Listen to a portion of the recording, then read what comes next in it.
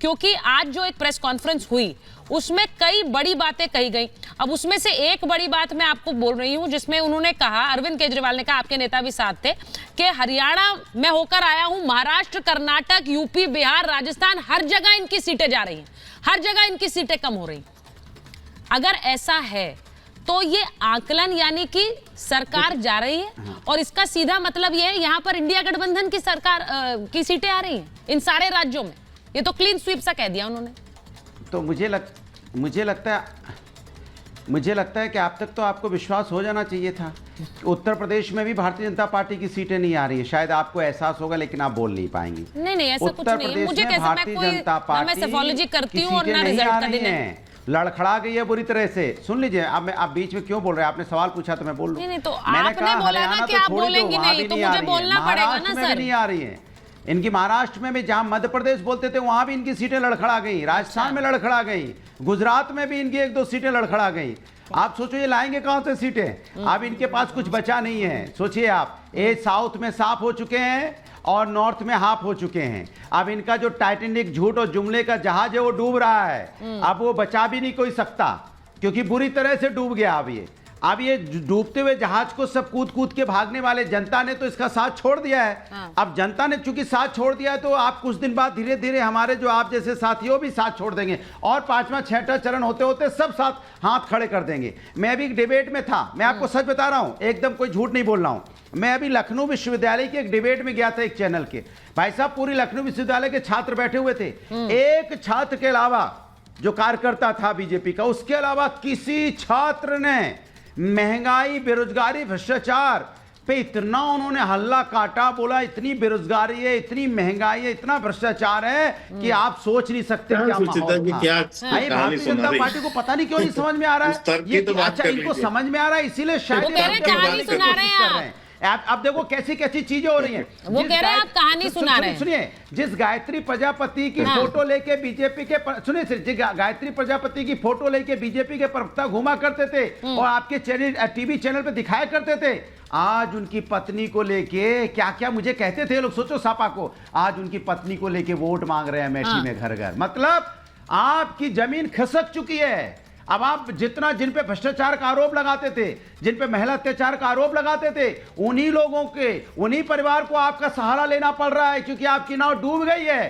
तिनके का सहारा खोज रहे हो आप, तिनका भी आपका सहारा देने वाला नहीं है, क्योंकि आपने जनता के साथ अन्याय किया है, जनता के मुद्दों पे बात नहीं की है। आप जनता के मुद्दों पे बात करते हैं, जनता आपके साथ खड़ी होती है। आपको 10 साल मौका दिया जनता ने, जनता के साथ खड़े नहीं है। अनुराग भदौरिया जी, मेरा बस एक सवाल है, 2 चुनाव हो गए, उसके बीच में 2022 का यूपी का चुनाव भी आया था, उसमें भी आप यही बातें कर रहे थे, लेकिन सरकार उनकी बन गई।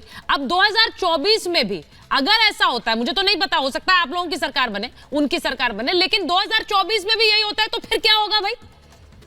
फिर आप बार बार दावे कुछ करते हो, कुछ जाता है। देखिए, एक चीज मान के चलिए, सुनिए, कमाल की बात करें, इसके पहले सरकारें कितने साल रही हैं?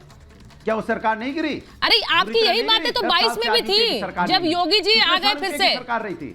यही दावे थे आपके, यही बातें थी कि जनता का भरोसा हट गया, बेरोजगारी और महंगाई के चक्कर में इन्हें साफ कर देगी जनता, लेकिन सरकार उनकी बन गई थी। चिल्ला रहे हो आप, सवाल ही नहीं सुन, आप जवाब नहीं सुनना चाहते, सवाल पूछते तो जवाब जी मुझे बोलने दीजिए। आर्यू शर्मा जी बस आ रही हूं, क्विक जवाब। भदौरिया जी उनके पास जाना है, शर्मा जी के पास। सरकार उनकी कैसे चली गई?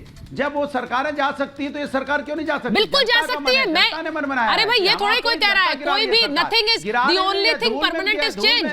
लेकिन अभी माहौल देश में क्या है, जो चेंज वाली बात आप कर रहे हैं के शर्मा जी, सवाल ये है, वो जो चेंज वाली बात कर रहे हैं उन्हें लग रहा है वो माहौल है। आप मुझे बताइए, उन्होंने कहा जनता की आवाज है ये। नहीं तो क्या पहले जनता चुनाव नहीं लड़ती थी? चुनाव वोट नहीं देती थी? इनके घर वाले मुलायम सिंह पर खानदान वोट करता था, देश की जनता ही वोट करती थी। और 2 चुनाव नहीं, 4 चुनाव हार चुके हैं। यही खिसियात है। इनको थोड़ा आपने गलत बताया, 4 चुनाव हार चुके हैं समाजवादी पार्टी, और इसी बुरी गति से हारे हैं। तो दूसरी बात मैं कहना चाहता हूं कि देखिए, ये समाजवादी पार्टी के यहाँ प्रवक्ता बैठ के ऊंची ऊंची डींगे हाँक रहे हैं। इनकी हैसियत नहीं है कि 543 सीटें हैं देश में, उत्तर प्रदेश में 80 सीट हैं, 80 में से 60 सीटें भी लड़ने की जिसकी हैसियत नहीं है, वो इतनी ऊंची ऊंची बातें कर रहा है, मैं मध्य प्रदेश में हरा रहा है, यहाँ हरा है, जहाँ इनका नाम लेने वाला कोई नहीं है। और ये हमें हरियाणा हरा रहे हैं, हमको मध्य प्रदेश हरा रहे हैं। अरे कुछ तो सोच समझ के बोलो टीवी में यार।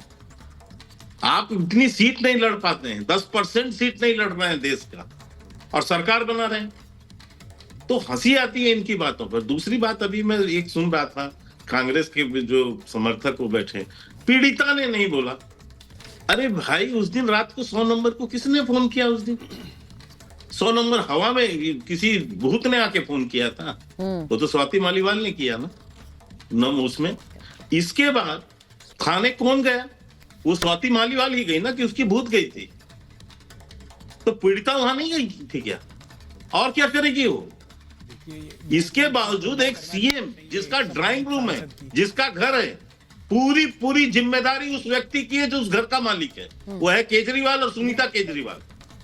देश को स्पष्ट होना चाहिए कि हुआ क्या था वहां पर, क्यों मारा गया इस महिला को वहां पर। और ये बात संजय सिंह है, उसने बाकायदा प्रेस कॉन्फ्रेंस करके स्वीकारा कि हाँ, उनके साथ अभद्रता की गई और भाई इस व्यक्ति ने किया। इससे ज्यादा और क्या प्रूफ चाहिए? अब वो आके बाहर में कहे कि हाँ मेरे को देखिए के शर्मा जी, बीजेपी इस पूरे मामले पर बहुत हमलावर है। आज केंद्रीय मंत्री स्मृति ईरानी ने भी इस पर हमला बोला है। उन्होंने क्या कहा है? स्मृति ईरानी का अरविंद केजरीवाल पर डायरेक्ट हमला है। सुन लीजिए जरा, एक बार मैं चलवा दूं जरा। केजरीवाल के घर महिला का अपमान हुआ है, इतना निंदनीय है। चेतन चलाइए जरा। केजरीवाल के घर महिला का अपमान हुआ। दुष्यंत जी एक सेकंड, भारतीय जनता पार्टी को राजनीति करने का अधिकार नहीं है। एक मिनट रुक जाइए। महिला का अपमान करने वाले केजरीवाल के साथ घूम रहे हैं। महिला का अपमान करने वाले केजरीवाल के साथ घूम रहे हैं। स्मृति ईरानी का हमला आया है। स्मृति ईरानी ने केजरीवाल पर हमला बोला है। केजरीवाल के घर के अंदर महिलाओं का अपमान होता है। जरा सुना दीजिए क्या कह रही स्मृति ईरानी, उसके बाद में से आगे बढ़ो। केजरीवाल क्या कहें, चूंकि महिलाओं के बारे में वो अक्सर सवाल उठाते थे, लेकिन जिस तरह से सीएम ऑफिस में जो महिलाओं के हक की बात करती हैं, उन्हीं महिला के बारे में इस तरह से हुआ, क्या कहें? देखिए, जो महिलाओं को मारपीट करते हैं वो तो उनके साथ घूमते हैं, तो उनसे पूछिए सवाल।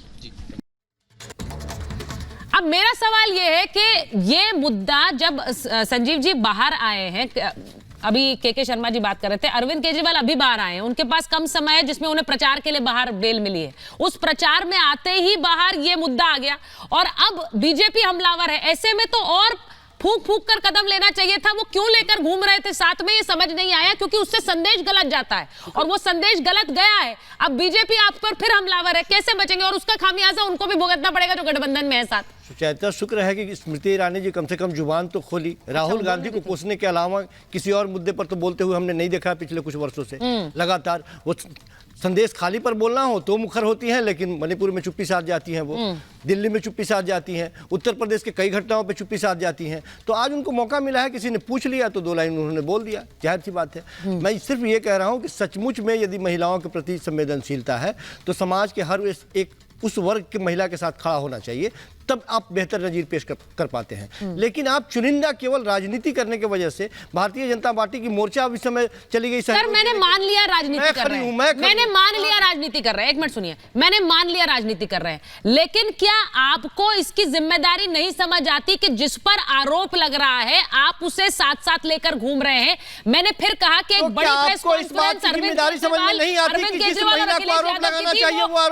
चली गई, बोले तो सही, कोई उसकी चर्चा नहीं कर रहा। वो चर्चा कर रहे हैं कि वो वहां पर आरोपी को साथ लेकर घूम रहे हैं। चर्चा जिस महिला के ऊपर इस तरह की बातें हो रही है, वो महिला 2 लाइन बोले तो सही, पूरा हिंदुस्तान नहीं बोलेंगी तो आप आरोपी को साथ लेकर घूमते रहेंगे। अच्छा ठीक है, नहीं बोलेंगी, नहीं आती अगले 2 दिन, घर परिवार अगले 2 दिन नहीं आएंगी बाहर की बातें। अच्छा सुन लीजिए मेरी बात, अगले 2 दिन नहीं आएंगी बाहर। तो जिस पर आरोप लगे हैं, जिसके लिए संजय सिंह आकर कह रहे थे, अवधेश जी वो कह रहे थे कि हम एक्शन लेंगे, अरविंद केजरीवाल खुद एक्शन लेंगे, उन्हें साथ लेकर घूमते रहेंगे। ये तो बेसिक चीज है और पार्टी के अंदर एक बेसिक कार्रवाई तो यही थी। आप लगातार कहीं आग है ही नहीं, आप पेट्रोल डालने का प्रयास कर रहे हैं। भारतीय जनता पार्टी उत्तर देने का पहले सुनिए। सबसे पहला यह है कि इनके 11 राज्यसभा सांसद में एक महिला है, उसी से त्याग पत्र दे करके अभिषेक मनु सिंह भी को राज्यसाभा में भेजा। ये आपको स्पेशल ये बात है तो ये सारे मीडिया में ये खबर है, चारों तरफ है, स्पेशल खबर आपके पास है। ये भी आएगा ना, सच सामने आएगा कि आपको एक महिला को आपने बनाया है, उसी महिला को आप दबाव अरे डाल पत्रकार रहे हैं। ऐसे ही वीडियो भी बता रहे थे यहाँ से वो। भाई आपके RPI की नकारने वीडियो से बता रहे थे, मैंने देश कहा कि के आप सारे दिखाइए। अखबारों ने, मैंने कहा सारे दिखाइए तो वो वेबसाइट चुप हो ने, गए।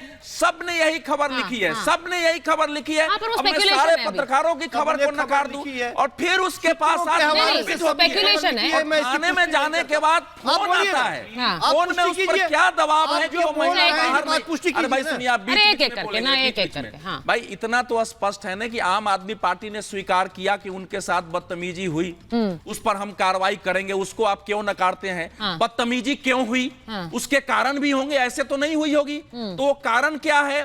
तो देश में काम करने वाले जो पत्रकार हैं, दिल्ली कवर करने वाले, सब ने यही लिखा है कि अभिषेक मनु सिंघवी को 1 सीट राज्यसभा की देनी थी, उनके साथ डील थी कि हमको छुड़ाओ, और उसके लिए स्वाति मालीवाल को कहा गया था कि आओ, फिर वो आई थी, उसको त्याग पत्र देने के लिए कहा गया, उसके लिए वो तैयार नहीं हुई।